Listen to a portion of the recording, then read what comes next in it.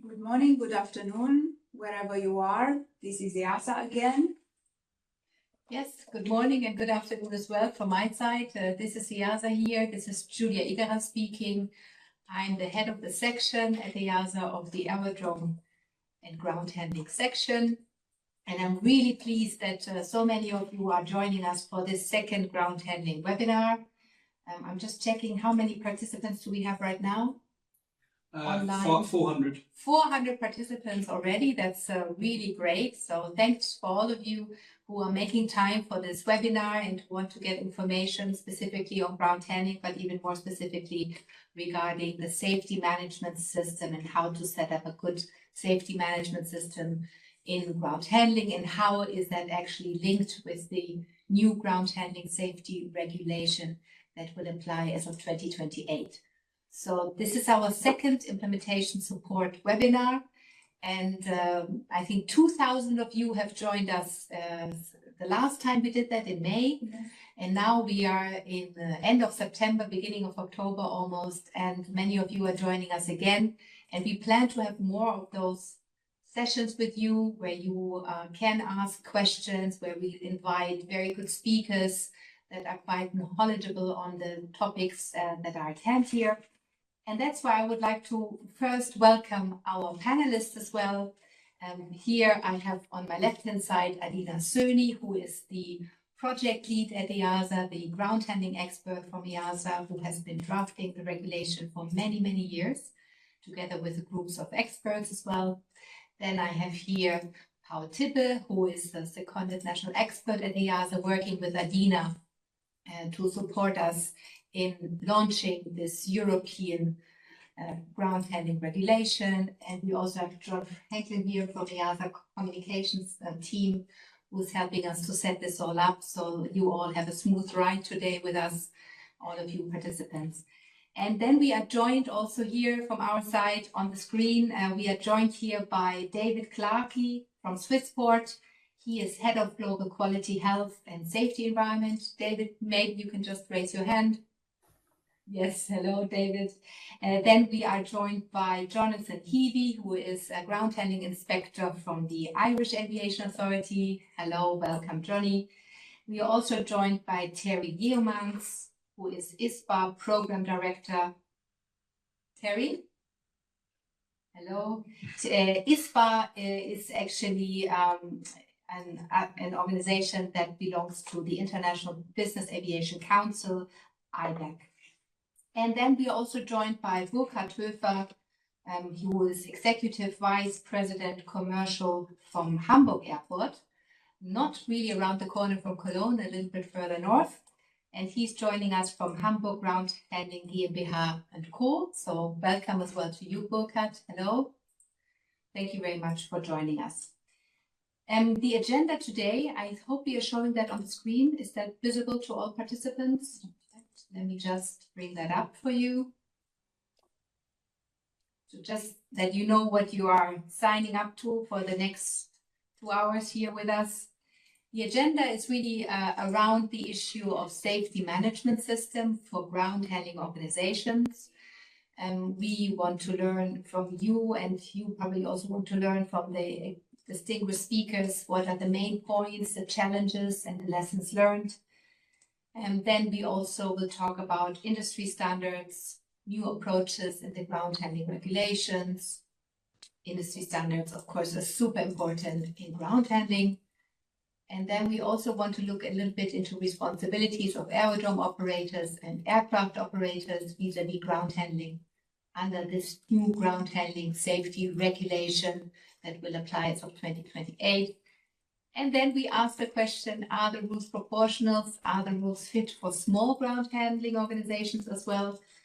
Which is also important because we know that many ground handling organizations in Europe are actually rather small. We have very big ones as well, but we also have a lot of small players who might only be active on a single airport.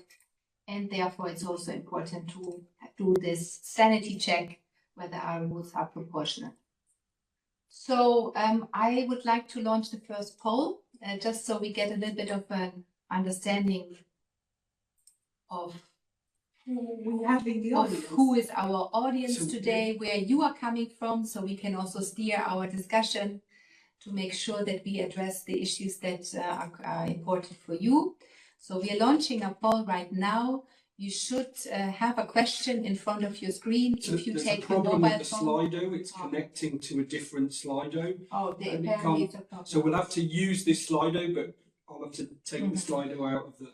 Okay, so what it means apparently is that if you are not seeing the question for which type of organization do you work, then maybe what we recommend is that you use the QR code that you see right now on that slide, correct? Yeah, if they use the And QR if you code use or go that- to Slido If you and use use that that code. QR code and then you put in the password hashtag RAMP, RAMP, you should be able to see the first question, which is, for which type of organization do you actually work? So those of you, those participants that are joining us today, what is the organization that you're working for? So we can better understand your interests and we can better make sure that we answer the questions that are important for you. We also have questions via Slido. I hope that should also work with the same QR code that you're seeing here on that slide. There is a possibility for you to ask a question while you're listening to the speakers. And the good thing here is that if there are several of you, because we have 400 plus participants, if there are several of you that think, oh, that was a good question, I really think this is important, you can vote for that question. So make sure you use that vote button on questions that are pertinent, that are important to you. This makes it much easier for us to make sure that we address the questions that are the most important ones for you. And so we can prioritize those topics that you want to hear us talk about. So please make sure of this voting up button. You don't have a voting down button. So if there's a question you don't like, unfortunately, you cannot vote it down, but you can always vote it up. You can also put your own question there. So please use the Slido Q&A. We are not able to answer your questions via the chat function in the webinar. Please use the Slido. And I hope without further ado, we can now go to the first part of this webinar, which is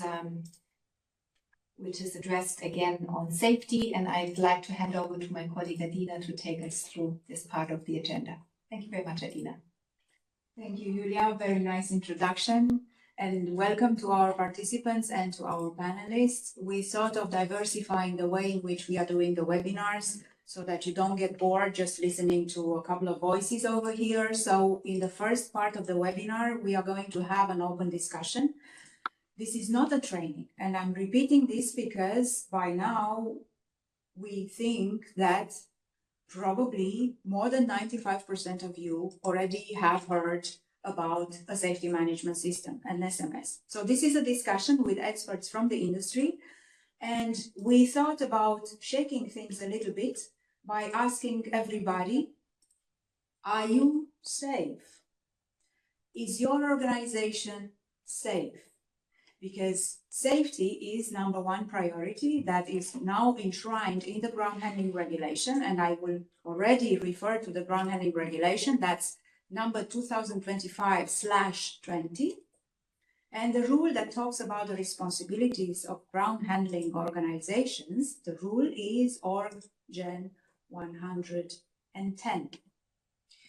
So, colleagues, dear experts, are you safe? This is the first question that I would like to ask our panelists, and we invited particularly 4 different panelists to represent different areas of the affected stakeholders of the ground handling industry. Namely, we have invited a person who is representing the industry, the ground handling service providers, or the ground handling services that are specific to business aviation, aircraft and operations. That's Terry Yeomans. We have invited a representative of a competent authority. So we are having the perspective of a competent authority vis-a-vis the topics asked.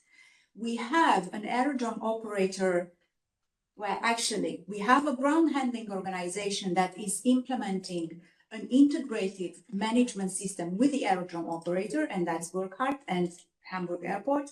And we have a representative of one of the largest pan-European ground handling organizations, and that's David Clark from Swissport. And I will start with David. David, can you please tell us your perspective about how you think that Swissport, your organization, is dealing with being safety? What does safety mean for you, for your organization? Thank you, Dina. And just to start by thanking you for the invite to join this webinar. You know, it's a really important topic, and I would also just like to, again, I know you've been thanked a million times, but you know, thanks again to you and the EASA team for the collaboration over the last few years in developing this first and groundbreaking set of ground handling regulations. Thanks for also starting with me on a very difficult question. You know, it's a tricky one to answer. I mean, safe is a you know, subjective kind of word in some cases. Obviously, I would say as an organization, we are safe. You know, we handle 4 million flights a year, and we look after 60 to 65,000 valued employees through the year as well. And we wouldn't continue operations if we didn't feel we were safe. But also we're never satisfied. And I talk about this a lot with our leadership teams. In fact, this morning we had our monthly global management briefing, and every month I take the global leadership through. We have a couple of sessions, one in the evening and one in the morning for the different regions, and I take them through safety performance from the last month. And you know, we're happy to see some of the indicators improving. You know, reductions in injuries and flight safety events and aircraft damage and so on. But I always add the health warning that, you know, this is not the whole story. These are just some mainly lagging indicators that we look at. You know, these are not the whole story. And the absence of incidents doesn't mean that we're safe, you know. So I think it's a difficult question, but it's an important one. And for me, I talk more about, are we seeing continuous improvement? You know, are we setting ourselves targets? Are we measuring the right things? Do we see the trends that we want to see? You know, whether it's lagging indicators on the outcomes, the safety outcomes like injuries, aircraft damage, flight safety events, or is it some of the leading indicators that we're trying to move much more towards in terms of things like weekly safety leadership walkarounds, and how we're managing incidents in terms of timeliness and closure of corrective actions and that kind of thing. So are we safe? I mean, I think, you know, when you look at the volumes, and I appreciate Swissport is one of the larger, you know, organizations, but in terms of the numbers of aircraft we turn around and customers, passengers that we service, I'd like to say, you know, we're operating safely, but I think the journey is never over. I think we all know that are, you know, involved day to day in any sort of safety or security function. So it's never over. I think the other thing I would probably say before maybe handing over to some of my colleagues on the panel, from a culture perspective, I think as a part of the aviation ecosystem, and I spent my first 20 years in an airline, and the last 9 or so in ground handling. We have some way to go to build and get to that universal safety culture perspective, you know, and part of that is geographical differences, you know, certain territories where perhaps there's been a legacy over decades of maybe a more punitive kind of culture. You know, we always and I'll use this example because I know this is a European forum. We always, and we talked about it when I was in the airline side as well, you know, the fire and forget culture in maybe in North America, where ground handling service providers would typically think the airline expected you to fire someone that was involved in a safety incident. And some of that legacy still exists, and we have to work really hard as an industry to get that universal kind of understanding of just culture. And I think we'll probably talk a little bit more about that a bit later. But I think there's work to do on that as well. You know, if we're going to be truly, you know, as an industry up there with you know, other sectors, oil and gas, nuclear, flight operations, I would even say, then we've got some work to do on that. You know, so I think the journey to be safe is never done. I think that's our role in life. I was actually told very early on in my career by somebody, this is a job for life. You know, it's the work to be done on improving safety in aviation will never end. So are we safe? Yes, I think we're acceptable level of safety. Are we satisfied? No. You know, we need to, there's much more to do, much more to improve. Thank you so much, David. That was a very good insight. And I think we'll get back to something that you already mentioned about, yes, this is a never-ending journey. We are safe, but this has to be continually monitored. Thank you very much. I'd like to give the floor now to Terry. What is your perspective? So we're told, so I'm gonna be a little bit different with my approach here. You said in your opening comment about safety being a priority, and we hear a lot about people saying that safety's first. I think we have to be realistic that as a commercial organization, safety isn't first, it's about making money. And when you're in a high level industry where you're providing good customer service and you expect the best of the best, then the next priority is really providing good customer service. So where does safety actually fit in here? And what we've been trying to do for the years that our program's been going now is to get everybody to start thinking about not safety as a priority or safety first, but safety is a core value of everything you do. So you can make money safely, you can provide that good customer service safely. It shouldn't really be a number because something is always going to overtake that. And I think that's where we differ from commercial organizations to where you sit as the regulator and where Johnny sits from his point of view as a competent authority, where for them, safety must be first because that's what your job is. Your job is to ensure that we're safe, whether it be an aircraft operator or a ground handler or anybody else. So I think we've got to try and make sure that people understand that is we've got to make it as a core value. And again, as David's saying, is that yes, we can be safe. We need to do better, but I think that the first reality is that people need to realize that just because you haven't had an accident, and I think this is where the smaller organizations are going to sit, we're probably fortunate enough never to have had an accident over the 20, 30, 40 years that some people have been in business. We've never had an accident, so we must be safe. It's not about that. It's about learning why you are safe, what you are doing, what positive things you're doing, the leading things you're doing. What can you do to make you safer and continually improve the way you are operating? So it's a bit of a strange question. We get it a lot. People saying, "Don't need your program. I don't need this regulation. We're already safe. Never had an accident." Well, okay. How many near misses have you had? Do you actually log how many near misses you've had? If you haven't started doing that, that's part of your management system. That's to start. But I think, again, to reiterate what David said, this is a huge step what EASA have done. They've taken the lead way beyond what ICAO are doing. So, you know, congratulations to everybody for getting where we are, but there's a long, long way to go. Absolutely. But we've got to start somewhere. This is, you know, we've got 2 years now to get things in place before we need to start making those declarations. Let's take those 2 years and do it and use it constructively.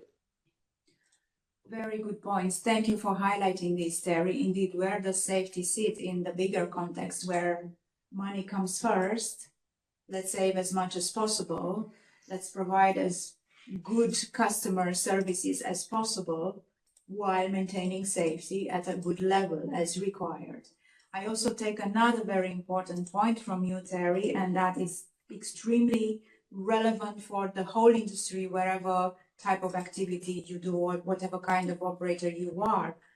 How are you sure you understand why you are safe? Let's look at those elements that keep you safe or can elevate your level of safety. That's a very important point. Thank you for raising this up, Terry. We'll go deeper into this insight at the next question, but before that, I'd like to, so Johnny, I will leave you at the last one, because I will ask for your perspective from the competent authority side on what you consider to make an organization safe. Before, I would like to invite Burkhard to tell us and the audience about the perspective of the ground handling service provider that is working together or is basing its management system on that of an aerodrome operator. What does SAFE look like for your organization? Thank you very much, Adina, for the introduction and for all the work you have done for this, I would say, excellent process to get the regulation on ground handling done. I think it's not much different from what, for example, David said, and I have to insist, I am a ground handler. I'm leading a ground handling company that is owned by an airport, not an airport doing ground handling. That is a difference, it's a different approach maybe. And I'm responsible for all the commercial activities and for safety and quality. So that has to be together. I think that shows what as well Terry said, it's not something that is against each other, it has to be combined. Are we safe? And like David, for example, said, yes, we are safe, no fatalities, but yes, injuries occur and maybe sometimes even an aircraft damage. So are we safe enough? I would say no, we can do better and we have to do better. And to do this, for me, a key is a management attention. In case of Swissport, you have, let's say, a worldwide organization. There are different, let's say, procedures in place. In our case, I am myself responsible, so I have to do it. It's not that I inform any kind of senior management. I have to do it myself. And to be accountable and to hold all the other, let's say, officers accountable for safety is one key thing. And it's so easy to say the others have to do it. I have to do it myself. And I think that is a major thing. I think as well that we need a very good kind of training to be safe or to become even safer. And for me, as far as I know, and I know quite a lot of organizations in the ground handling field, it's not so much a matter of knowledge. It's more a matter of behavior and of the mindset of the people. And I think that is where we have to go a little bit further. We work in a high-risk environment. We need to be a high reliable organization. And I think and that's why I appreciate of the regulation on ground handling is that you have included as well what you call ramp resource management. We call it ground crew resource management, and an approach that helps to, let's say, improve safety. And we may discuss it further on in the course of this webinar. Absolutely. Thank you so much, Burkhard. I take one important aspect of what you were just mentioning, or one of the many that you mentioned. It's not so much about knowledge, but it's a matter of behavior. And I also take down, it's where we need the key point is the management attention, attract management, involve management, have the management support in everything we do to improve the level of safety in the organization. We'll get back to some of these points later on. I'd like now to give the floor to Johnny. What does SAFE look like through the lenses of a competent authority ground inspector, Johnny? Yeah, Thank you for leaving me till the end, by the way, because actually that was quite informative. It was good to hear from the three different areas before I speak to it. So I suppose looking as a competent authority, as the person who's going to be assessing the organisation, and what are you doing to be safe? That kind of odd term. I suppose from the highest level, speaking to the ground handlers listening in today's webinar, we look at the pillars. We look at the 4 pillars: your safety policy, safety risk management, assurance, promotion. And why it might seem a little bit basic to do that, they give us everything that we need. The policy gives us that environment to create that effective safety management, the risk management, identifying your hazards. That's what I want to see when I go into the ground handler. I want to see that they've firstly given themselves the environment to win, given themselves the chance to win, to actually create that safety culture within their organization, that their risk management is relevant. We go to the actual ground handling regulation itself, where we talk about, you'll develop and implement a management system proportionate to the type and complexity of your operation. You can only do that if you can only have an effective SMS if you've done that, if you've actually looked at what you have. Like, that's not there. While it should make it easier for the smaller organization, it's there for them to identify and show to me that they've identified the hazards and then the risks, 2 very different things that we need to make sure we know the difference between, and that they have them, and that they're assessing those and mitigating those. Obviously, that they're checking them through safety assurance, and then of course the safety promotion, encouraging that positive safety culture, that 2-way communications. So that's kind of the basic 4 that I look for. But what I'm looking for is to hear that they know what they're talking about. And it was lovely to hear 3 different comments there, which if I heard in an inspection, if I'm going in to look at an SMS of an organization, I liked David's comment on, like continuous improvement. We always say about your SMS, never satisfied is how we refer to it, as well as continuous improvement. But that's exactly what I as authority wants to see. I don't want to see somebody create something and go, that's great, pop it up on the shelf there, that'll do now. Never satisfied, continuously improving. They understand what the SMS can do for them. And then Terry, an absolute, which I could not agree with more, making it the core value. Me as an authority inspector, when I sit in a meeting and whoever it is, an airline, an aerodrome, a ground handler, says to me that safety is their #1 priority, I very much struggle not to put my eyes to heaven when I hear that.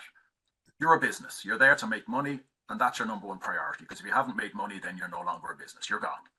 So making that, understanding that having that safety culture is really key to a good business plan, and making it a core value of your business and demonstrating that it's a core value of your business. That's huge for us in an inspector. It's huge that we see, and we fully understand. We fully understand that you're a business and you have to manage yourself that way. But understanding and showing that a good positive SMS actually helps your business, it complements your business, is fantastic. And then of course, you've got to take responsibility. You have to take responsibility within your system. And Burkhard was talking about that there, where you have the responsibility of management and understanding that responsibility and ensuring that they have the responsible people there who take that serious. They're not just doing it. That's the stuff that at the highest level now, we'll be getting into the weeds, I guess, a little bit more on this. But that's for me as an inspector, authority inspector, that's what I'm looking to see. And the building towards that. I'm sure we'll talk about present, suitable, operation, effective, those buzzwords around how you build into your management system, getting your present and suitable, looking for that at the start, heading towards your suitable or your operation and effective. That's what I'm looking for as an inspector, and that's what I want to see is people working and an ever maturing, ever working system. There's no end game, as David said. You have this job for life, and there's a reason for that. There's no end game to this. It's just continuous improvement, never satisfied, treating it as a core value and taking that responsibility. Good, well highlighted points. Thank you very much for them, Johnny. Dear people in the audience, dear participants, you will have the opportunity to listen again to the perspective of a competent authority and also to the points of view of our panelists at the EASA YouTube channel, Together for Safety, right, John? Yep. So the recording will be available. I think it's one good start for the organizations to start preparing or to look at their SMS with a critical eye and see if they go closer to the points that have been highlighted by our speakers so far. And we'll go, as time passes by, during the transition period, we will go deeper into tackling some of the items, some of the subjects more than others, as also we see from the feedback you send us in your comments. Now we would like to move back, further to the next question. We still remain in the realm of SMS, because we know that you have a lot of more knowledge and little secrets to share with us about how your SMS in your organizations becomes effective. So Julia, over to you. Thank you very much, Alina. So yeah, we have actually heard sort of generically, are you safe? And building on from that, we already heard some pieces of information on what it would be important to assess whether you are safe or not. And part of this assessment, of course, goes into the safety management system, the SMS. So the question is, and maybe I would like to start with you, Terry, how does one build an effective SMS? So assuming you're a ground handling organization, how should one build an effective SMS? So I think I've mentioned before to everybody that's on here that we get a lot of people saying they're looking at the regulation and it's very, very complicated. How do we simplify what the message is? And ultimately, it's organized common sense. That's what an SMS is. It's you're just trying to do things in a safer way. You've got to start somewhere. So what we try and get people to do is think about what you do in your day-to-day activities. The range of ground handlers under this scope of regulation is quite large, and everybody's going to be different. So taking a single option is not really there. So think about what you do in your day-to-day activities. Once you've got that, then what we want people to do is break that down and say, okay, I'm meeting an aircraft arrival. What are my hazards? What are the hazards that come out of that? What are the risks that come out of the hazards? We want people to start thinking about what are your top safety concerns. That's really important, because without understanding what your top safety concerns are, you can't really start to address and put mitigations in place to address your hazards. And as Johnny and David mentioned, we've got safety policies in place as part of the safety management system. That's going to set out what your organization's safety objectives are. And what you should be looking for always is that your safety concerns should identify your hazards, which help you meet your safety objectives. And I think that the other thing to understand is that SMS in ground handling, although it's not been mandated, has actually been around for 10, 11 years now, with both what we're doing in our industry and in our part of the sector, and also from the airline side of things, from what IATA have been trying to do as well. So the maturity of the SMSs within ground handling organizations is going to be different. You're going to have some that have been doing SMS for a long time that are going to be really quite mature now. They're going to know their top safety concerns. They're going to have good performance indicators, good targets set. They understand the differences, but you're also going to have people coming in that are really going to struggle with this. So I think it's trying to make it easy for people to understand what they're doing, what the safety concerns are, how can we mitigate those risks, what can we put in place. And if it's really not that of a concern, then move on to the important bits and then continually improve as you go along. This is not a quick fix. When March 2028 comes in this regulation, not everybody's going to have an effective SMS, but hopefully what you will have is the foundations for an effective SMS that you can start building on over the next 2, 3, 5, 7 years. This is a long-term process. So everybody needs to understand this, that the answer isn't, it's not a golden bullet. It's not going to happen on March the 29th that everybody's safer, but we're moving towards being safer from March the 29th onwards. Thank you very much, Terry. You talked about the indicators and also how you identify top safety concerns, and they will be different for every different type of organization. There's not a single set, of course. I still remember I once spoke with an SMS manager of a very small airline, and he basically said, oh, I think it even was the CEO. I think he said, if SMS is not fun and if it doesn't save you money, don't do it. So for him, that was the bottom line. It has to be fun because you're learning new things, you're understanding your process better. In a way, that's also fun because that's what managers want to know. And it also has to save you money in that case. That's what he said as a CEO. And thank you very much for that input. Also looking, of course, to highlight that this is a long-term process and it's not happening overnight, but at the same time that it's not just because we have a ground handling regulation that we all know how to do SMS. SMS in ground handling has been there for many, many years. And indeed, we used a lot of inspiration from all of you to draft the regulation with regards to SMS.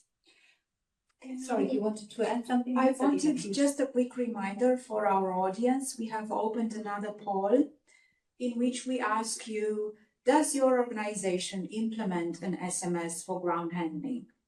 And soon after, Terry has mentioned that you should really ask yourself about what your top safety concerns are. We are going to open another poll with exactly this question. What would be your top safety concerns? Just name a few, 3 to 5, to see if you are well versed into asking yourself this question, or if you haven't, maybe it's about time to do it. Thank you, Julia. That's a good idea. And probably before we go to the Q&A session, we will show the results of those polls to the audience so that participants have an understanding of what the majority of the participants have answered. So again, thank you, Terry, to let us know a little bit what you think about how can an organization build an effective SMS. The same question to you, David. What do you think makes an SMS effective? What are the indicators? How long does it, for example, take to build an effective SMS?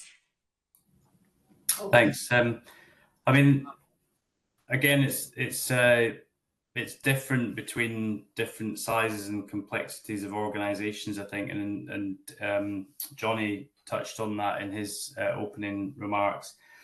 I mean, it takes years, I think, for most organizations to kind of develop into a really effective SMS. I mean, I can speak for past organizations and more recently Swissport. I mean, it's, as I think Terry mentioned, it's not a new thing in ground handling as such. You know, it's been around for a few years. IATA pushed through ISAGO.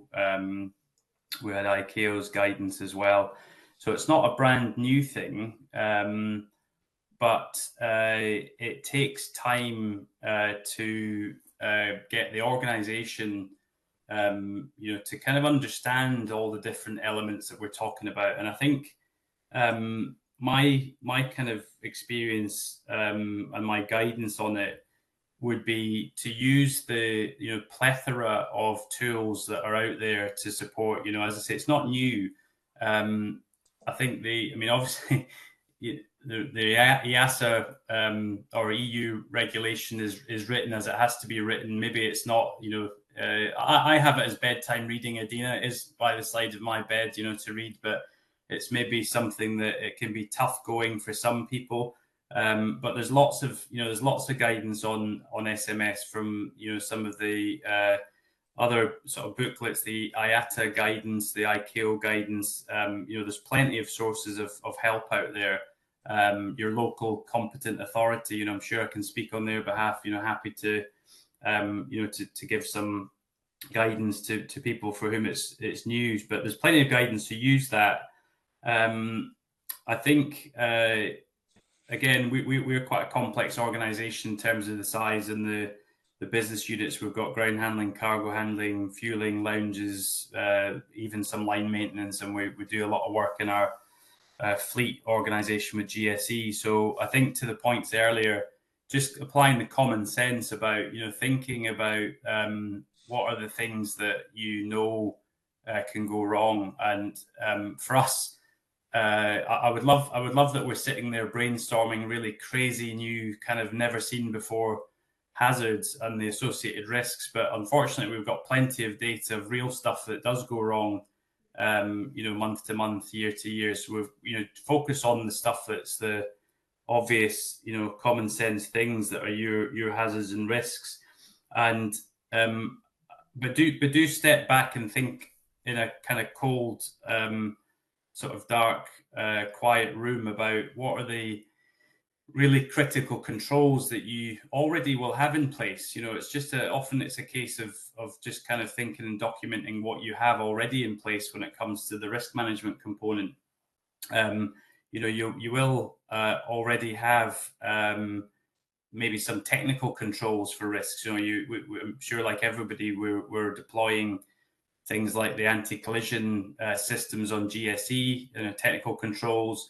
We've got long-standing industry standards for procedural controls, and I think Terry mentioned aircraft arrival. One of the kind of most hazardous parts of the operation that we have. There's some very well-established processes around that and how we train people in those controls. But just kind of getting that really clear in your mind so that you can then go on to think about the measurement. And the measurement absolutely is not all about kind of lagging indicators. We have never had anybody go through an engine, but it's one of our biggest concerns. It has happened in the industry. So what are the leading indicators that can help you work out, where you are on that sort of risk profile? How is your training compliance? What are your inspections telling you about arrival process, and your audits? What are they telling you about?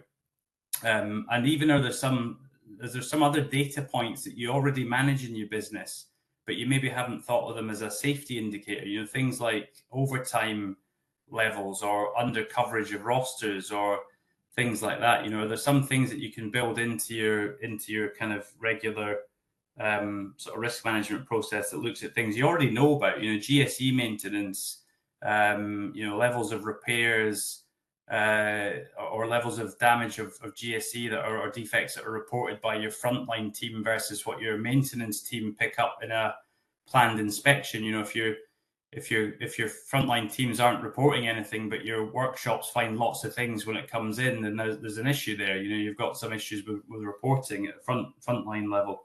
So use what you've got as a starting point, I think, would be my other bit of guidance in how you build it. And then the promotion side. This is although we might live it, certainly those of us that are involved in the sort of safety security functions for a long time, it might be very common language that we use. But just think about your audience. Think about your frontline management. And certainly your frontline employees. Some of the terminology will be pretty alien to them, so don't assume people know what you're talking about. We're just running through a big campaign on just culture at the moment, because although we've had it in our SMS for years, honestly, people don't all really know what just culture is all about. And a classic comment, which I'm sure some of you will make you smile, that I heard from a fairly senior person this year was, just culture. They explained some good stuff about what just culture was. They obviously got some of it, and then it was like, but if there's reckless behavior, then just culture does not apply. And it was like, no, it doesn't. That's the whole point. It applies in a spectrum, depending on the behavior. So you don't assume people know this stuff that maybe you've been brought up on and worked on for a number of years. You need to tailor communication. You need to start small. You need to make it easy to understand and kind of build people's knowledge up as you go through the process, because it's it can be daunting, I think, for some people when you start throwing in terminology, safety, risk management, assurance, policy, all of that. You need to kind of just make it real for people. I think, as Terry said, a lot of it's common sense. So how can you bring it back to common sense. You know, we want to be clear on what we're trying to achieve in the business. You know, we know that some things can go wrong. Here's how we make sure they don't go wrong, and here's how we check that you're doing the things that we know will stop the things going wrong. So just tailor the communication would be probably my other guidance. But it's a journey, as we said earlier. I think it's a journey that's never ending. The refinement of the SMS evolves, and again, this goes back, you know, from my perspective, goes back a long time, even back to certainly back to airline days and previous ground handling companies. Every year it evolves, every year it gets more sophisticated and improves, and it will probably forever, you know, I think, as we find, you know, better ways to manage risk and reduce the bad outcomes that we don't want. Thank you so much, Dave. It's, listening to a practitioner of safety and how you would evaluate what's effective. Terry, and you, David, you mentioned common sense, but also that you use the data points you already have. That's not rocket science. And you gave some really good examples, also looking at the blind spots that you might have, putting the data together and then drawing some new conclusions out of that with the levels of repairs, for example. So now I would like to hear from Burkhard, the other practitioner in the room who really deals with safety and SMS on a daily basis. So what is it for you, Burkhard? What makes an effective SMS? Are there some indicators that you think are really important when you look at your business? How long does it take to build one, for example? And maybe also if you want to talk about top safety concerns and how you build it in your organization. Well, in our case, we are using the same SMS like our shareholder, like the airport where we are working. The decision was to use valuable resources that are already there. And there is an airport SMS in place, well-educated people running the system. So in our case, it was not a question to build a system, but to customize the airport SMS to the needs of the ground handling company. And there is, of course, a difference. The focus is different. And an example might be the focus was mainly on looking on the ground handling side on occupational health and safety, not so much, if at all, aviation safety. So in the past, if, for example, people produced a wrong load sheet, then it was okay as long as they use their personal protection equipment. But of course it's not. So that was a learning curve. So the adjustment of the existing SMS to the needs of the ground handling. And nowadays, of course, aviation safety is a key element as well. If we have audits, for example, from airlines, in the future from the competent authority, it will be done together, our guys and the guys from the corporate safety department of the airport who are working for us in the SMS. The reliability and the accountability is with us as a management, but they are doing the job and they do it quite well. And we as a smaller ground handler couldn't build up this kind of knowledge. And this is very valuable. But it is a learning curve and we are not yet, let's say, ready or finished with this process.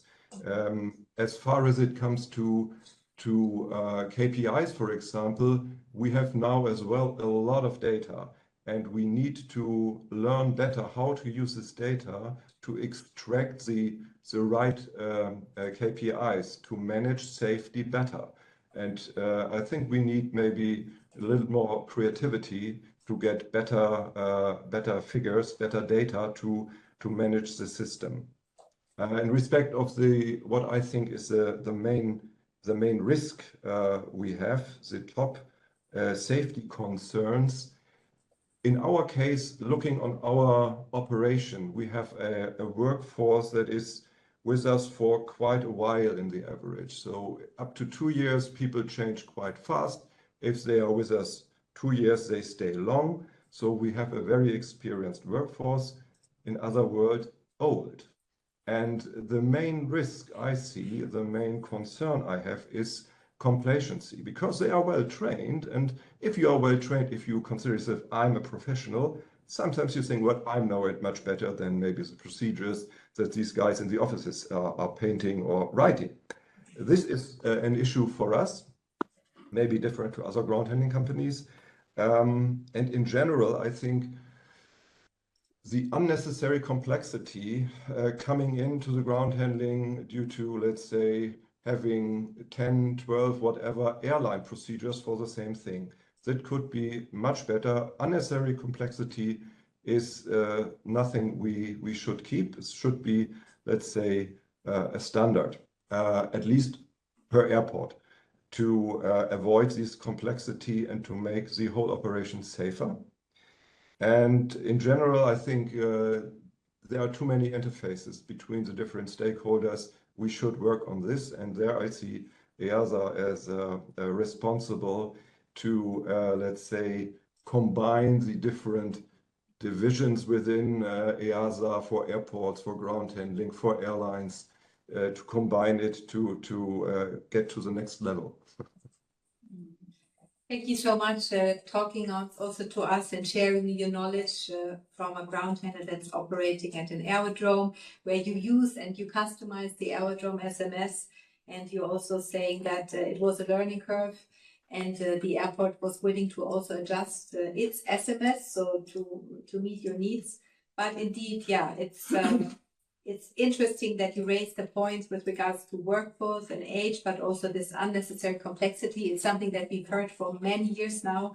This is, I think, one of the biggest hopes of the ground handling industry, that with the regulation, the level of complexity, having to service for one organization, doing the same thing, but doing it in 50 different ways, depending on the airline that they need to service, that this is creating a lot of complexity and is also in itself a safety concern. Now, I think that was really good so far, listening to the practitioners, getting some really good food for thought on what we can do. And we still have a couple of questions before we open also for the audience, and we will also share, of course, the poll results. But I hand back over to Adina for the next part. Thank you, Julia. So we have one more question for you, but as we mentioned before, this is not over. So this is just the start of the discussion on SMS. Probably we'll dig deeper as time goes by with the next webinars. So the last question for today, for the time being, is also addressing all of you. Johnny, sorry, we skipped you at the previous question because we wanted to hear more from the operational side or from the experts who are working in the industry, but we'll get back to all four of you for the next question, which is, what would, if you were to tell your audience now something that they could easily remember in the next coming weeks, months, and year, what were the most important lessons that you had to go through when you implemented or when you developed the SMS? What were the challenges that you had to face, the biggest ones that are expected to be lived and experienced by most of the organizations? What are the lessons learned and what were the biggest challenges? I'll start with, gentlemen, if you would like to be the first ones or the first one, please let us know. Otherwise, I will just start with how you are appearing on our little screen. All right, then, Terry, please, the floor is yours. Okay, thanks, thanks everyone. So I think we're looking at it from a different way. We can look at the experience we've had seen from the audit reports that we get in through our compliance program or that we look at. I think that the biggest issue is has been we have a 2-year cycle, so we have a secular oversight program for ground handlers, which is a voluntary program. It's going to be similar from the regulator's point of view, the competent authority's point of view, where they're going to look at it in a cyclical point of view. And I think the biggest issue is that once you get past that first cycle, you just stick it on the shelf and do nothing with it and expect it to go away. That's the biggest challenge I think that everybody has, is making sure that when they're running their safety management systems, it becomes part of what they do. And if it's too difficult and if it's too challenging, it's the system that has been set up incorrectly. So you may need to go back to your foundations, build on that and start moving forward. I think the other thing that we've seen a lot is safety performance indicators that are not relevant to your operation. And I mentioned this a few weeks ago, is that it has to be relevant to what you're doing. The stuff that you're capturing, the stuff that you're measuring has to bring you value. As Julia said, it's got to be fun to do it. You've got to learn something and gain value out of doing this. Otherwise, why are you doing it? If you're doing it just for the sake of regulation, then it's not going to benefit you as an organization. And I think that's also the challenge that we're seeing when we move from voluntary programs, which both our program and the EASA program have been in the past now, to where we have something that you must do because there's a regulatory requirement. It's just doing it at the basic level. And I don't think any of us want that. And I think what we're concerned about as an industry is that this is now not going to pull people down from where they are. There are some organizations that have got very good, mature SMSs that are working well for them, giving them value. We don't want them to be brought down now to a lower benchmark just to allow the others to catch up. So we've got to be able to continue our journeys in the way that we have been doing it effectively as we go forward. But I think really is the key performance indicators and targets that are really the biggest challenge I think everybody's going to have, is making sure that they address your top safety concerns that help you meet your safety objectives. And that's the drive that we keep telling everybody now, is there's got to be a link between those, because if there isn't, why are you doing it? Good point. Thank you very much, Terry, for highlighting this part. Over to you, Johnny. Thank you. Yeah, well, I think the answer to, not the answer to this, but a comment on what you've asked there is probably relevant to the previous question as well. I'd taken a note as you were talking there, and Terry has hit on it, which is walk before you run. What I'm going to look for, I'm looking from the different angle. I'm looking to see as authority what you're doing, how you're creating this SMS. And firstly, it's important to say for every ground handler of whatever level of maturity you are, that us as competent authorities have zero expectation that you're going to have this all bells and whistles management system on day one, not even year one, not even year 2 or 3. This is going to be a system that has to build up slowly. And what we'll be looking for, I think, initially will be how you're doing that you've embraced it, that you've, like say, information in is key. So what I want to see is, what are you doing to promote reporting? Getting that information in, getting that correct information in that's relevant to your operation. Again, Terry hit on that, and it's absolutely vital. And it's in the implementing rule as well, about you'll develop and implement a management system proportionate to the type and complexity of your activities, size of the organization, and the operational context. If I'm looking at an SMS for a small general aviation that has a couple of Cessnas and a Learjet, and I'm seeing how to handle a Boeing 747, well, I'm thinking you've just got that, you've copy and pasted that from somewhere. No, embrace this, it will work for you. Do a survey to your staff at the start to find out what they know about safety culture, what they know about just culture, what they know about the processes of SMS. Get the information in. And if I'm seeing that as a national authority, just that work building up, the realization that subject matter expert is a term that's kind of a bit wishy-washy, but you've got a ton of them on your ramp. Even now, I go to airlines to do an SMS inspection, and I say, an airline that self-handles, I say, show me a safety critical area where you have to, for ground handling, where you have a risk assessment. Let's talk about pushback, safety critical job. And I go straight to the bottom of the risk assessment and say, okay, who are these people? And they run through the name. There's the COO, and there's the head of this and the head of that. I'm going, where's your pushback driver? Where's your actual subject matter expert in the day-to-day role who sees the issues coming up? And sometimes there isn't one. And I think we need to realize we've got this excellent knowledge, this excellent expertise on the ramp. And if I see that coming into your management system through your risk assessments, for example, through your development of processes, for example, then I'm seeing SMS that's building its way on that long, long road to being an effective SMS and one that you can really rely on. But start the work slowly, building up into that effective part. But you just got to start it slowly, and we as the authorities will support that and expect to see that.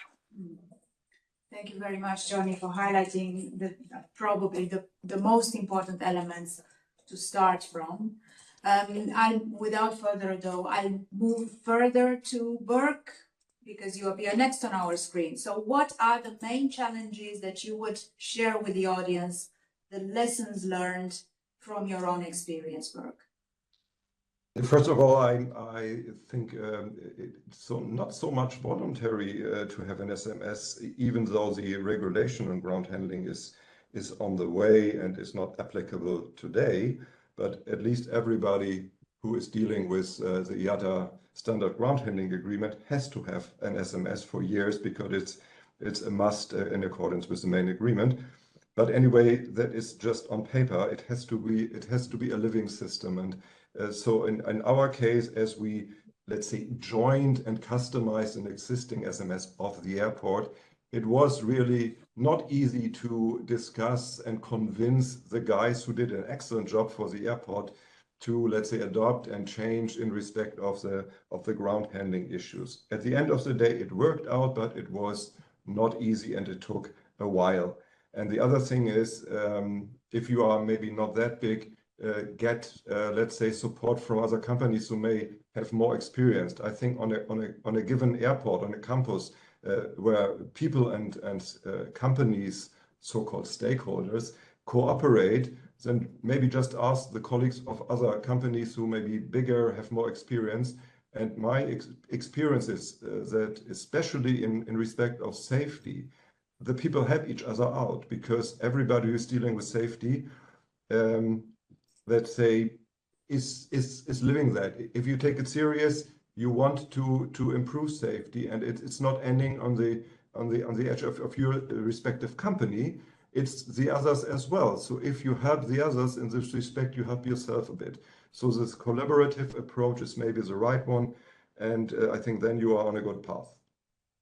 It's like you feel like you speak the same language, because you are all concerned with safety. And if I may add here from an EASA point of view, I really would like to support what our colleague Johnny Heavey has said from the Irish authority. We are not expecting also from the EASA side, when we are going to launch eventually inspections to member states, and we will inspect how member states are implementing the regulation themselves. We always understand that an SMS, you cannot do it overnight, that it takes time. It's an organic living document that needs to develop over time, and it's much better that you start small and you start with your real operation rather than picking up something from the shelf that a consultant has given to you or that you found on the internet, and that has very little to do with your actual operations. So also from the EASA side, we have, I've been at the EASA for 14 years now, working in aviation for 25. We have always said that it is not important that you have a fantastic glossy SMS. It's much more important that you really look at your own risks and that you tailor it to your needs. And all the competent authorities in Europe are going to be instructed in that way. So also from EASA's point of view, we are going to promote this sort of approach to SMS in a ground handling organization. So I think this is important that we put that in here so that everybody knows that we fully support this approach to SMS. Absolutely. Well pointed out. Yeah. And now, so David, over to you. I'll be brief, Adina, because I think most of it's been said. I mean, I referenced back earlier about bringing people along with you and change management, and people, that whole thing about people need to be kind of told something 7 times before it sort of starts to sink in. And I mean, I've got an example which wasn't SMS, but we implemented global environmental management system over the last 18 months, and one of the things is having an environmental impact assessment at every site, and you prepare the nice manual, you prepare the nice template, everybody has access, you maybe train some specialists in each region, and then you wonder 6 months later why you've only got 20% of the locations have got an environmental impact assessment. Well, you haven't brought people along, we haven't communicated, we haven't held the webinars, we haven't held the additional training, all of that. And so that it's really about investing the time, I think, to bring people along with you, what these elements of SMS are. Totally agree on the tailoring it to your organization. We in Swissport, we've got a lot of ex-airline people, a lot of ex-regulatory post holders, and that's helped, I think, just in terms of understanding, but also you tend to sometimes see copy-paste from what works in an airline, and we're not an airline. We haven't got a flight ops department and an engineering department and a cabin crew department. So the same structures don't necessarily copy-paste over. So, you need to start simple, tailor it. And then again, it's been said already, but I think the measurement, the indicators, start with what you've got and you maybe even use already, and build on it, and don't have the temptation to try to have 50 different KPIs on day one, because again, you'll lose people, and people won't see the wood for the trees. So we need to just build it up. And that's not to say, again, we talked about sophistication, maturity. I think it's important to build that up over time, but do it kind of year by year. Add a couple of useful new things each year, but don't load everybody up on day one with 50 KPIs that they've got to report out on or something like that. Just take it bit by bit and build on it and see what works. I think those would be my three things. Thank you very much, David. Very good lessons, and I think this has been a valuable insight also for us, because it's about time that the regulator shuts up and the real experts and the industry and the authorities start to talk and share the experience. And what has been very valuable for us and tremendously helpful in the past few years, and now I'm talking from the regulator's perspective, this open communication with all of you, and all four of you have been with EASA since day one. 2019, 2020, we kept talking. I kept asking you over and over again, what's working in the draft rules? What is not working? What do you see beneficial? What do you see is not what you do in real life? I think that communication is probably the most important element in having all these things that you've mentioned implemented and work. And that's why I also return our thanks to you for your huge support in the past few years. And I am convinced that the success of the regulation, because it will be successful, it's successfully implemented, that is also going to be thanks to you. So our thanks go also back to you. And with this, I would like to invite you to stay on, even though our panel discussion is over, because we will move on to a few more items on the agenda today. And in the meantime, while we prepare also for answering the questions, we'll also try to show you the results of the polls that we have opened. Not so far yet. We have three more items on the agenda for today. One of them is about the industry standards, but we are not going to delve into the industry standards because we have not invited all the right people in the room. We would like to have representatives of the providers or of the creators of the industry standards and best practices in the discussion, and we don't have them yet, not all of them at least. But what we want to do is to tell you a little bit about how the industry standards have made room through the regulations that were published, because we want to acknowledge their value for the implementation of the ground handling regulation, and to show you or to tell you a bit more about where you can find elements about the industry standards in the regulations. And here I would like to give the floor to Paul, our colleague. Thank you, Adina, and welcome everyone. Good afternoon, or maybe somewhere good morning still. Industry standards, very interesting subject, I think. The industry already exists already for a long time. Many years before the ground handling regulation were developed and published, the ground handling industry has already developed their own standards for safety provisions, safe provision of their services, possibly in addition to national regulation, but it was already there. I don't think there's anyone in the room who starts from scratch. The purpose of these rules is to acknowledge the value for the safety of those industry standards through the regulation. That's very important. That's the purpose of these rules. You can use the industry standards. It's possible. You may use your own operational procedures or the industry standards, or even both. That's important. The role of EASA and member states, they will assess their content from compliance with the regulation. That's the role of those two, the EASA as well as the member states. They will assess it. The process of evaluating the industry standards may be reduced to just confirming that they address the scope of the annexes, both annexes, Annex 1 and Annex 2, so the authority requirements as well as the organizational requirements. That's the process they have to evaluate. But it's very simple, not more than that.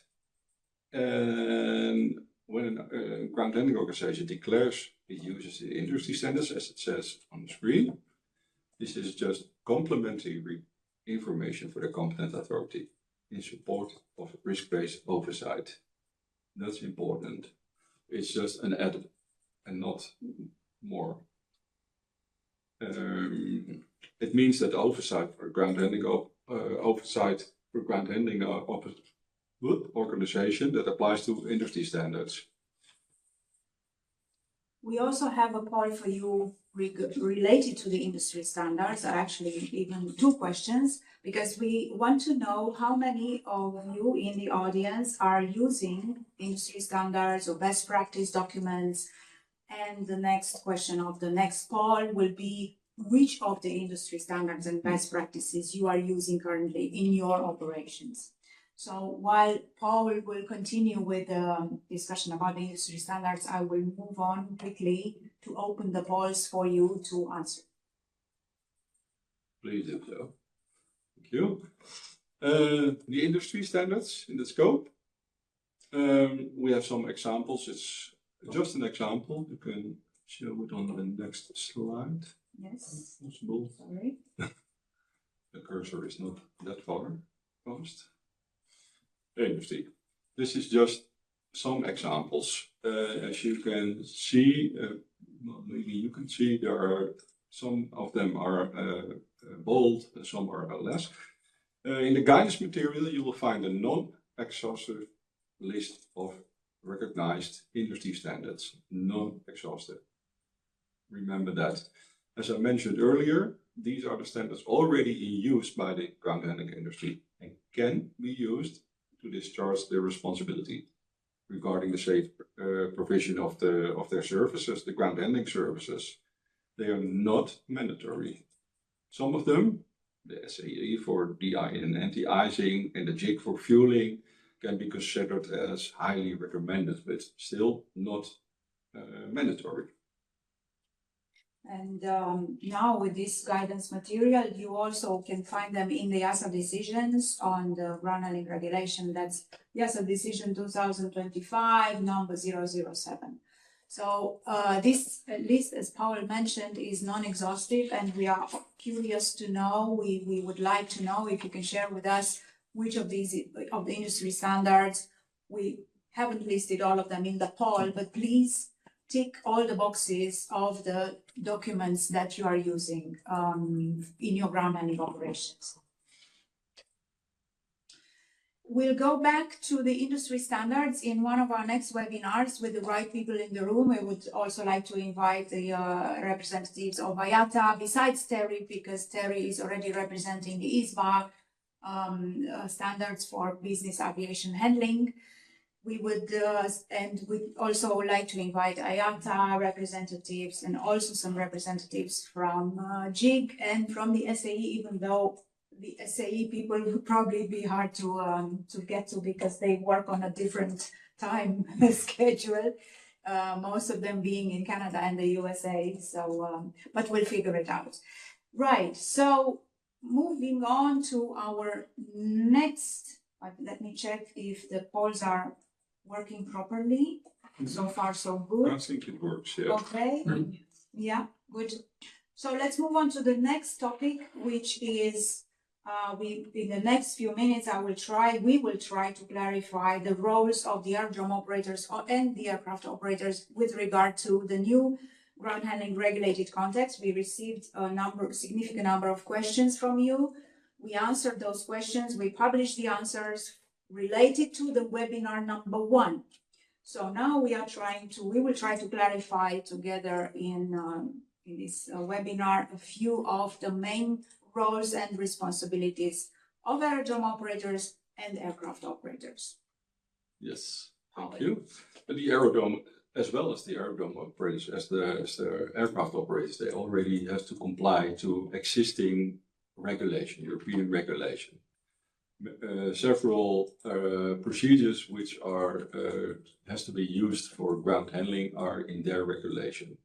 Now there's a separate ground handling regulation, and there is a role for aerodrome operator which they have to do. One of the points they have to do is establish certain procedure which must be established by the aerodrome operator, or they have to ensure that the ground handling organization has certain procedures.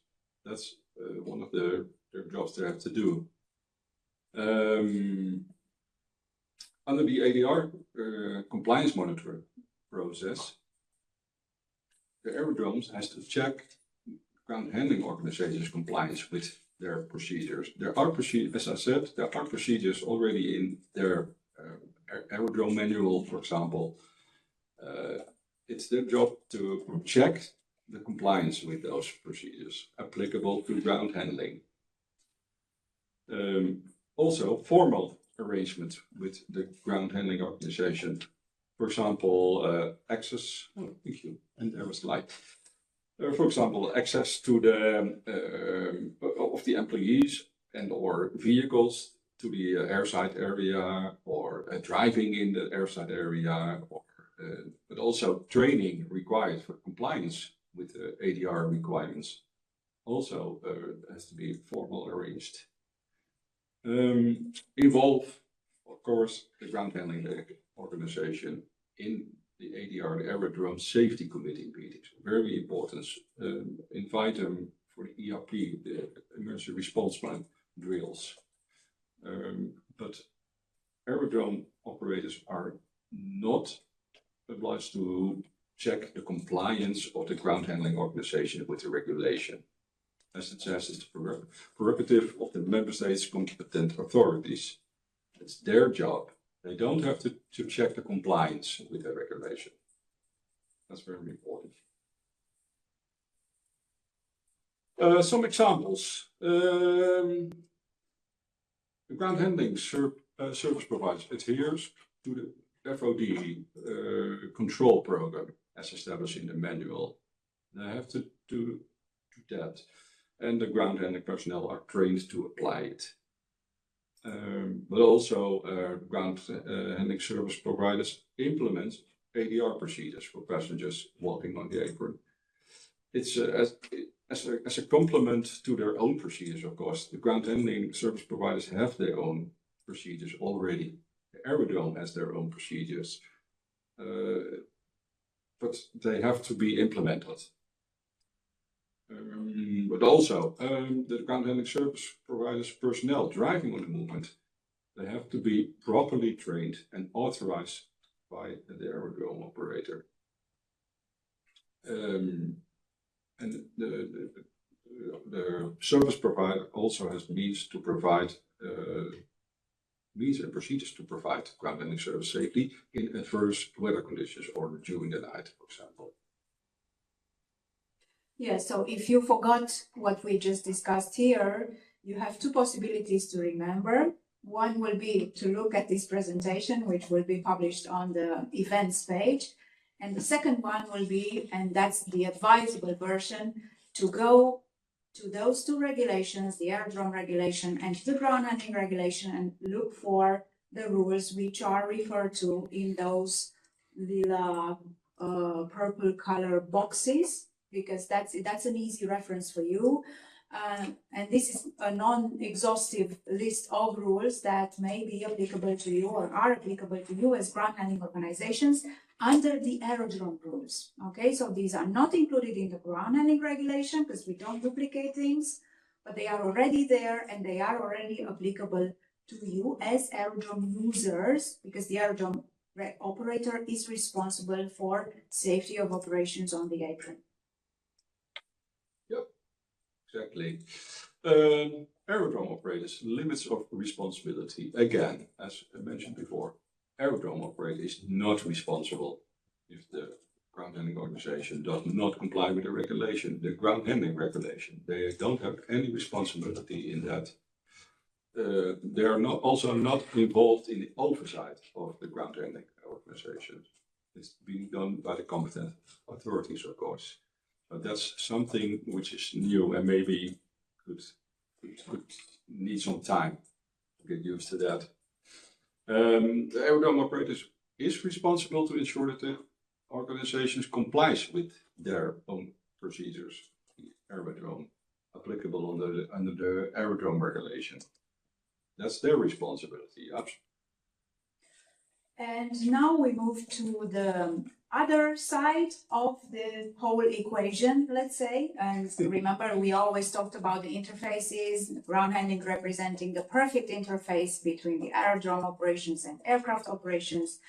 So we move to the next big actor in this trio, which are the aircraft operators. So because we also received many questions about what is the role of the aircraft operators in this new regulated context for ground handling.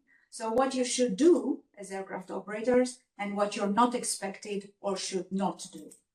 Do first, you still have to continue to ensure that you comply with your own requirements for air operators with regard to compliance monitoring process, which requires you to have a look and to monitor, meaning verifying, checking, doing audits, inspections to your contracted ground handling organization to ensure that they actually correctly implement the operational instructions and procedures that they receive from you. And that includes the emergency response plan. You should apply a performance-based approach and a risk-based approach to your ground handling organization, which means that, and now I'm slightly moving to what you are not supposed to do, you shouldn't do. You don't need to check compliance of the ground handling organization with the whole regulation 2025/20. This is going to be done by the competent authority.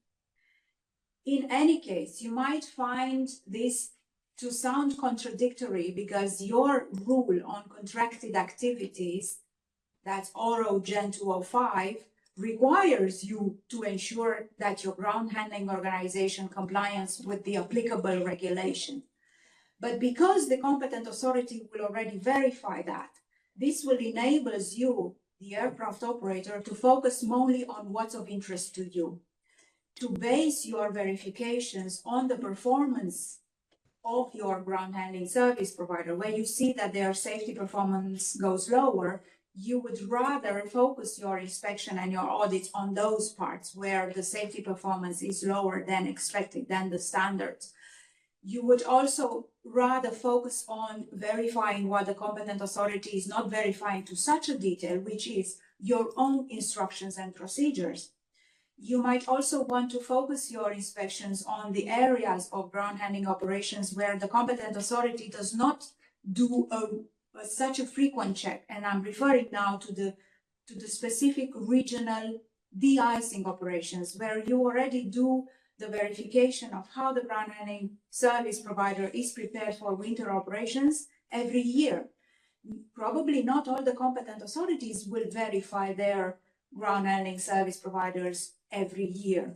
They will do it less frequently. So then you can continue to keep this rhythm, because you know that the icing and anti-icing operations are a safety critical type of activity to which you would like to put more attention into.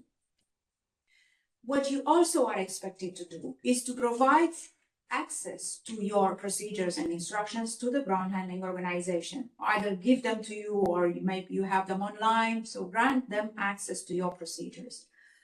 What you're also expected and highly recommended to do, to involve your ground handling organizations in your safety campaigns. This is about sharing safety relevant information and campaigns. We talk the same language. This is again something that we mentioned and you mentioned before and our panelists mentioned before. You should also consider agreeing to using the same or the ground handling organization set of operational procedures if they apply the same industry standards as you do in your procedures, which also means that maybe you have to reconsider whether your deviations from the industry standards actually bring an added value to the safety of the operation, or you can just simply consider giving them up and applying the industry standards and best practices as they are already applied by the ground handling organization. That would help them to reduce the number, sometimes ridiculous number of deviations. And I'm reminding you all of what you all are aware of. The numbers of chocks or the numbers of cones set up to the same aircraft type by many organizations or by many aircraft operators. Maybe they are not necessary. Reconsider that.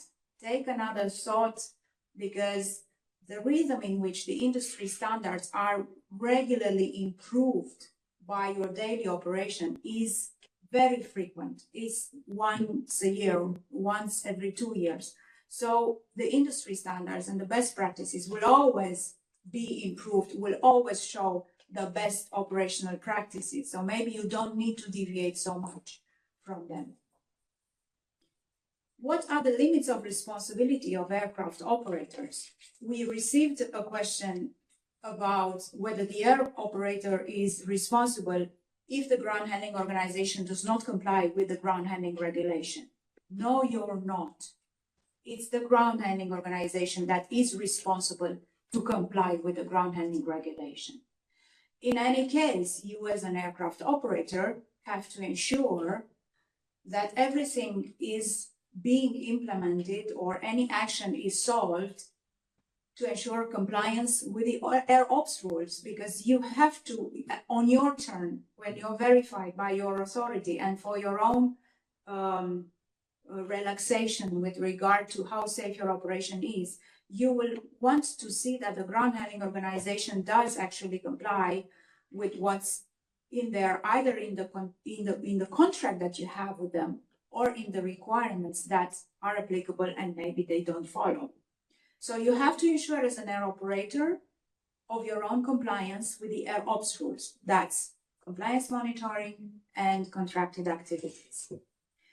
You are also, as an aircraft operator, responsible for the load planning. So the part of the load control process, which is not included in the ground handling regs, but is entirely under your control. So that's the load planning, the calculation of the mass imbalance, and the issuance of the related documents, the load sheet, the load instructions report, or whatever the name of these documents you have in your documentation, and also the communication messages. So that's another part that is entirely under your control. And in case of safety events, if something happens, an incident, a near miss, an accident, a serious incident, whatever, every individual case has to be analyzed. So that's why there is no black or white answer on this, on who's responsible for that if something happens. You first need to know what happens, why it happened, what were the contributing factors, how to address the problem, and which are the responsibilities according to the existing regulations. So there will never be a black or white answer. There will never be a prefabricated answer to this question. the incident or the event has to be analyzed. So if you reach the moment, which is unpleasant, but it probably happens, it can happen, in which you don't know what to do because you have conflicting procedures. The aerodrome operator procedure says one thing, or the aerodrome or the aircraft operator procedure says one thing, and the ground handling organization's procedure says a different thing. What to do then? Stop operating, closing business, go home, and stay like that? No. You discuss, you identify where those differences are, and you sit together and discuss them, see where the problem is, and identify what threats there are if you decide to apply, or if you decide to reach a compromise, if you decide to give up your set of procedures and apply the other procedures. You need to identify what happens if I do give in, what happens if we agree, what happens if we don't agree.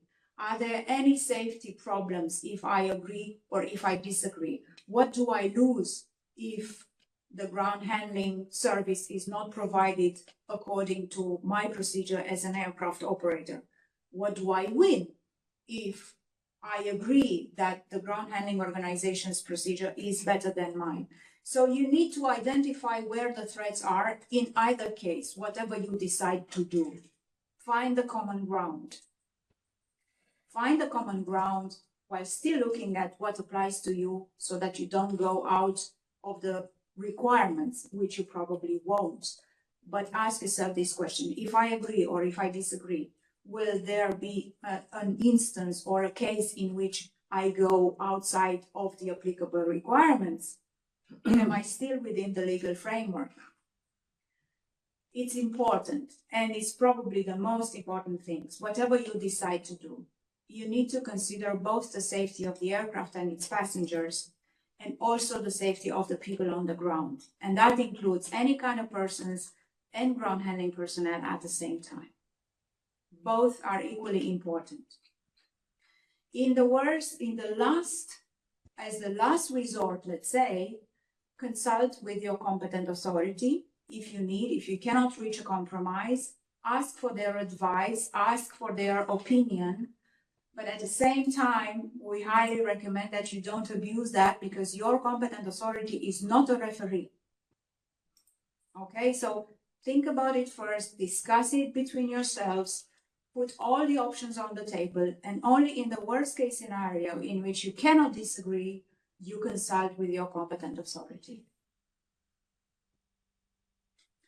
So we are moving now to the last point of our agenda, which we will go through very quickly because we only want to highlight some of the rules that bring proportionality to the whole regulatory package. We will not insist on them unless you tell us, yes, we want you to tell us how this is going on or how the other is going on. Then we'll take it as another topic for a future webinar, because we also want to not lose the 35 remaining minutes to answer at least some of your questions.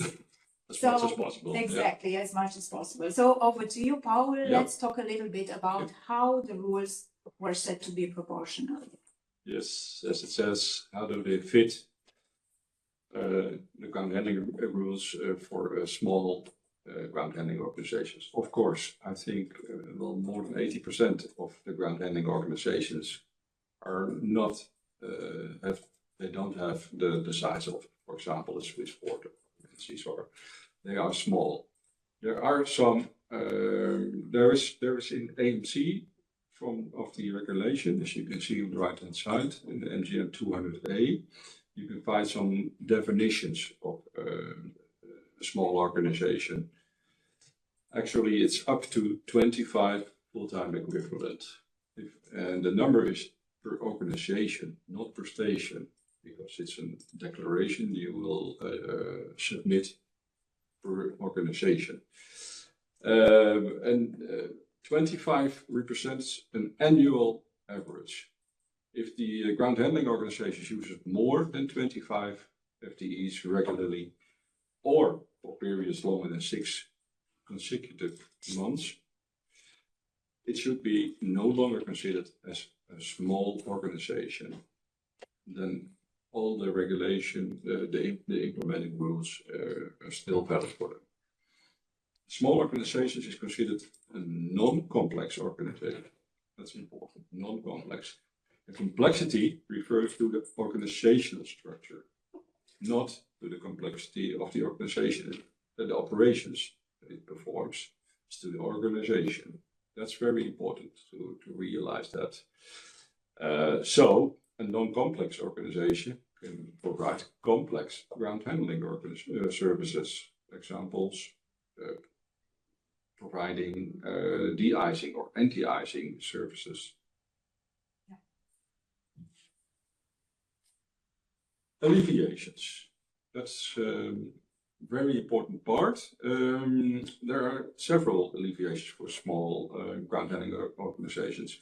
But as you can see, it's mainly about scalability of processes and systems, but also for personnel. In a small organization with limited resources, there's the possibility to accumulate functions. It also counts for bigger organizations, but for smaller organizations, it could be more relevant as to accumulate some functions as long as they are competent and have the capacity to fulfill their responsibility. That's important. So at that time, you can accumulate the functions. That's a question that was also asked several times during our last webinar. And I think it's a good alleviation.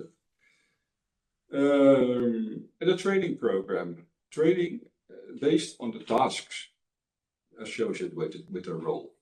That's important. It has to be optimized or concentrated on the task you have to perform. And in this, I want to involve Terry. I want to ask Terry if you're available. Yes, you're still there. Can I ask you, where do you think general aviation ground handling service provider might need more support from our side? Do you have any idea of that? Yeah, I think the biggest issue here is going to be when it comes down to the competent authority and their ability to use the performance-based oversight of that organisation, and understand that this one size solution doesn't fit all. So I think that's going to be the key to it, and I think it's going to be key with working with the regulators to say, this is what works for us as a small organisation, rather than what works well for an airline ground handling company that is a big organisation. Okay, that's interesting. Thank you. Thank you. Thank you for that. Yeah. Yeah, valuable. So I think we have some time for the questions. we maybe. have time for the questions now. Thank you very much for listening to the remaining part of the presentation. I will stop sharing the screen now because it's time for questions and answers. And now we'll look at the Slido to see your questions and to see which are the questions with the biggest number of likes. There was also a comment that I checked during the presentations that some participants said the Slido that we asked them on what are your industry standards and best practices that you use, they would have liked to be able to select more than one. So just as a feedback that probably when we are going to publish all the polls, because we are going to publish the polls as well on the EASA website, I think it will be good that you know that we are fully aware of your feedback from the participants here, that you would have liked us to manage the slide in such a way that you can actually select more than one. Apologies. So for next time, It was we are mistake. going to take that into account. So thank you very much. If you can still access it, you now have the possibility to really? Okay, for so more. I'm sorry, it's my mistake. Yeah. And for the other polls, I think we are just going to publish that on the website. We will, yes. We would now go to the questions. Okay, very good. So let's see. The question with the biggest number of likes, 40 likes, is: does a safety manager in a ground handling company need to have specialized training, or is knowledge and experience enough? I think we have an AMC. Now, I can't remember by heart, but if we look at the rules, and now I'm thinking not the implementing rules, but the EASA acceptable means of compliance and guidance material, I think there is a rule in related to the personnel requirements, that's Org Gen 210, where we add some details about the safety manager competence, I think. Competence is the big word in the whole regulation, throughout the whole regulation. If you look at those regulation, the implementing rules in AMC, you see competence is more the holy word, I think. So yeah, we have a list of elements of knowledge required for the safety manager, which refer to the ICAO relevant standards and European requirements, European EU regulations mainly, other suitable skills and competencies, and necessary work experience. And there is the parts of training are not specifically included here in the safety management rules or in the AMC-NGM, but we have some requirement, or we have additional AMC with relation to the training of personnel. And there is a specific AMC about the safety on the apron and SMS. And I think that at the beginning, we did not consider necessary to add a list of elements for the training of the safety manager, because this may not be one single suitable for all recipe, as long as the safety manager does prove to be competent and have knowledge and experience as listed in this AMC. You see also that, I don't know, I think many of you already know the KSA, the knowledge, the skills, And attitude. and the attitude. Those are important. Okay. The next question is, when will you provide the easy access rules for ground handling? And this is in the making. We are, so this is a service that the agency has contracted to an external provider, and we have the most recent information is that the easy access rules will be published hopefully by November this year. So in a couple of months, we will also have the consolidated package of implementing rules and AMC-GM.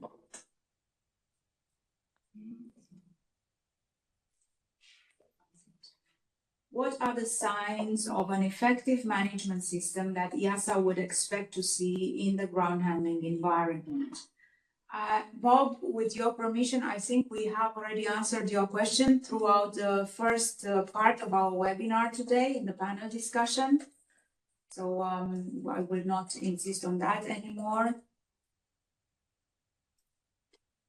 And please remember, dear participants, I think there's still 500 of you here with us. Please use this opportunity to vote the question that is really relevant for you. We have put in the chat several times the Slido. Maybe you could, yeah, exactly. You are still seeing the Slido QR code, I think, on the screen. And if you have any difficulties with Slido, then let us know. But this is your opportunity to make sure that we are answering the most relevant questions that are relevant for you. Yes. Another question. With regard to the regulation scope for cargo, what is supposed to be adjacent to the airport for cargo handlers? Cargo handlers are not on the airport as defined by EASA basic regulation. When does the regulation apply and when not for a cargo handler? Regulation might cause an unlevel playing field. Does somebody of the panelists want to answer that question as well, or was more a question to EASA? That's a question related to the regulation. So indeed, so I will start with the end of your question or comment. Regulation might cause an unlevel playing field. That is correct. And we drafted, and the regulation is the way in which it is today because it also has its own boundaries, which are set up by the basic regulation. And it's clear, yes, there is an unsolved issue about how the regulation applies to cargo operations or to cargo handling providers or to cargo operators. Adjacent to, as it appears in the rule, means in the near vicinity. We were checking also the definition of adjacent to as provided by the dictionaries of the English language, because we were also aware that not all the cargo warehouses are at the or within the perimeter of an aerodrome. This would be the remit of the basic regulation and the ground handling regulation requirements, plus the ground handling regulation also extends the scope to the cargo warehouses that are located in adjacent to the aerodrome. Adjacent to meaning close to, having one side common, or without having any other building in between. This is the definition. Just we were doing an exercise today, but we did the same exercise while drafting the regulation, what adjacent to means. So it's not something, a warehouse that is located 50 kilometers away, maybe not even 10 kilometers away, if it's not adjacent to the aerodrome perimeter.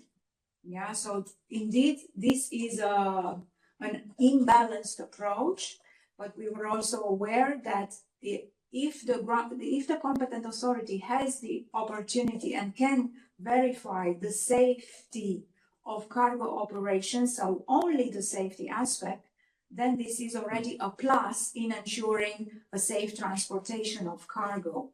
Because and I'm only having in mind now as an example, the transportation of dangerous goods. For years, ever since I ever heard about dangerous goods, when I entered the aviation domain, there has always been this complaint that the whole transportation chain of dangerous goods is not fully covered, equally covered by an oversight process of aviation, because eventually cargo is loaded onto the aircraft and then flown to the destination. For example, I don't know, freight forwarders are not in the scope of aviation safety regulations. So we said what we can do with this new ground handling regulation is to have a look at the safety aspects of what happens within a cargo warehouse, and that is mostly dangerous goods. And we said if the warehouse used by the cargo operator is not within the aerodrome perimeter but adjacent to it, then there is a higher extended area of scope where the competent authority will have a look to ensure that the safe transportation of cargo is on the right path, or is ensured. So this is what adjacent to means. I'm coming back to the question because I'm between various screens. So when does the regulation apply and when not to a cargo handler? So if the cargo operator does not handle any dangerous goods, you're most probably not in the scope, because any other warehouse operations that occur within the cargo warehouse are not of interest for the competent authority to oversee. In any case, I may be wrong here, but in any case, please go to verify the scope of the ground handling regulation, because everything is there. And please read carefully Article 2 of Regulation 20, because that defines the scope of when exactly a cargo operator falls in the scope of the ground handling regulation and when not. And if you have any doubt, contact, well, it's maybe not your competent authority to be, if you fall out of the scope, but if you have any doubt, contact them and try to solve this question. Yes. Together with them. Exactly. Next question. what precise kind of arrangements are expected between aerodrome and ground handling service providers? That's a very good question. Thank you, Yannick, for the question. Now, I think that there are people in the audience and also among our panelists who may be more familiar about the content of such formal arrangements. What the regulator had in mind was the typical typical and mandatory elements that should be included in a formal agreement, like, and this is an example, ensuring that the ground handling personnel have the right access to the airside. This could be part of the formal arrangement, or some administrative elements like ensuring the necessary training is being provided or implemented for the drivers on the apron, or Pooling equipment. or ensuring that all the facilities that the ground handling organization needs are made available, or this is already included in the formal arrangements with the aerodrome operator. Or maybe there is already a standard agreement between the aerodrome operator and the ground handling service provider. I cannot tell you the content of that because probably I don't know it, and probably you are more familiar with such an agreement and know more details than we do. What else can be included? For example, if the ground handling directive, which is the market access directive, applies at the aerodrome where the ground handling organization wants to provide services, then this probably would also be part of the formal arrangements with the aerodrome operator. So you have compliance with the ground handling directive 9667. So these are just examples. You have a guidance material in the ground handling rules, which provide more details or more examples of what elements can be included, can be part of these formal arrangements. We also have in mind providing more details in the aerodrome regulation, probably at guidance material level, to help both sides, aerodrome operators and ground handling service providers, to identify what could be part of such formal arrangements. Colleagues in the panel, please bring more details if you have them to this topic. Well, I know from Hamburg in this case, where the airport as well is under the directive from ground handling. So there is a second license. The new tender will be out next year for 27, and including, for example, things like environmental requirements in respect of GSE could be part of it, or it could be the taking part in let's say, airport-related commissions like safety committees, things like that, and to be able to handle every aircraft within the, let's say, opening hours of the airport. So a lot of different things, and of course all the, let's say, security-related things that the airport has to take care of. Yeah, good examples. Thank you, Burkhard. Indeed, yes. Next question. Please clarify accountability/responsibilities for the management team. That's a huge question. That's a big question, yeah. Very That's a big question, yeah. But maybe, first of all, do we have that specified somewhere in the regulation from a regulatory point of view? So for the management team, what we do have, so now I'm looking at, again, regulation 25/20, the requirement or MGM 210 personnel. I'm typing as you speak. So we have there some specific functions of the ground handling organization. The accountable manager, the safety manager, the persons or person, depending on the size of organization, who have the following functions: safety management, ground handling training, ground handling operations, if applicable, cargo operations. And there are also others, such as, for example, the person or persons, I'm sorry.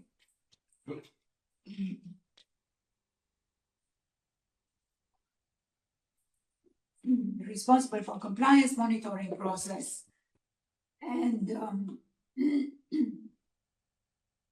we had a proportionate number of supervisory functions.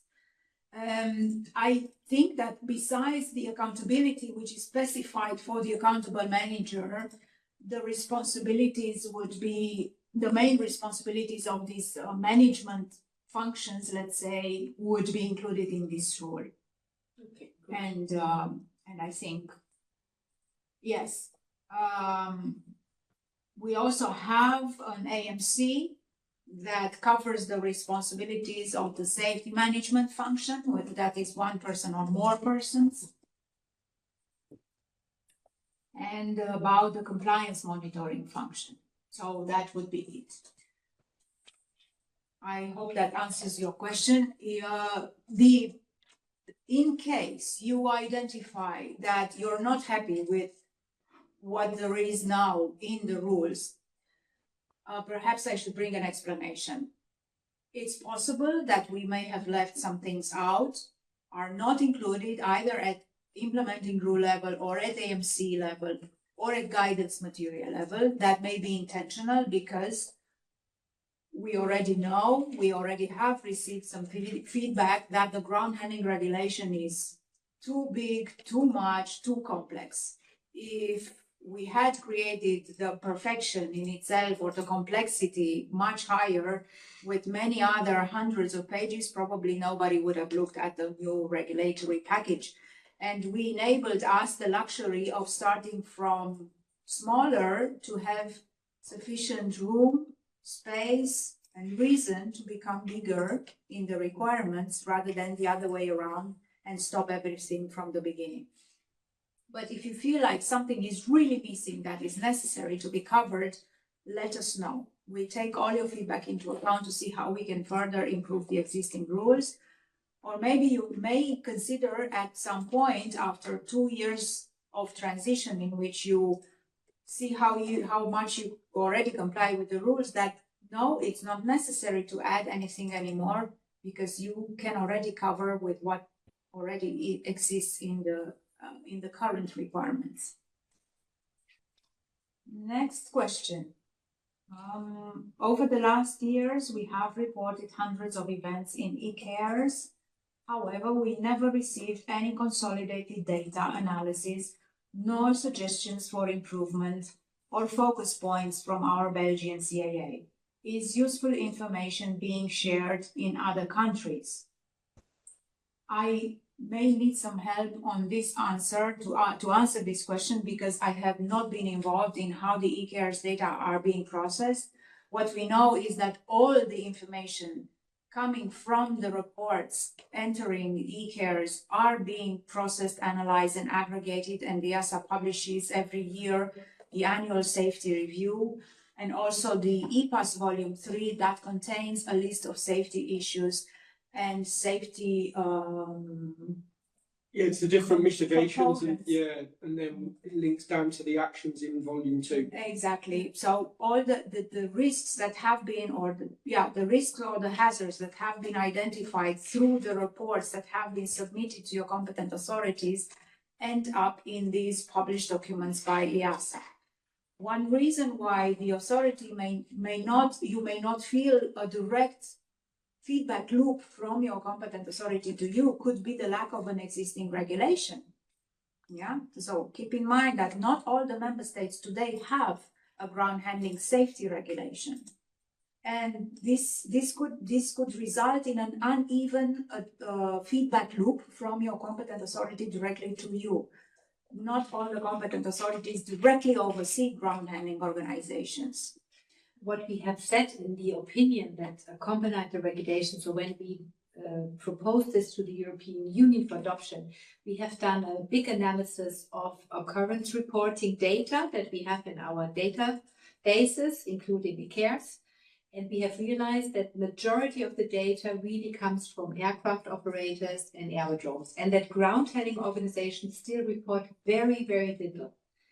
So we have actually very little data in our eCares, in our databases, directly from ground handling organizations. So that is something where we realized maybe it has also to do with the fact that ground handling has been completely separate from the aviation safety system that we have created here in Europe.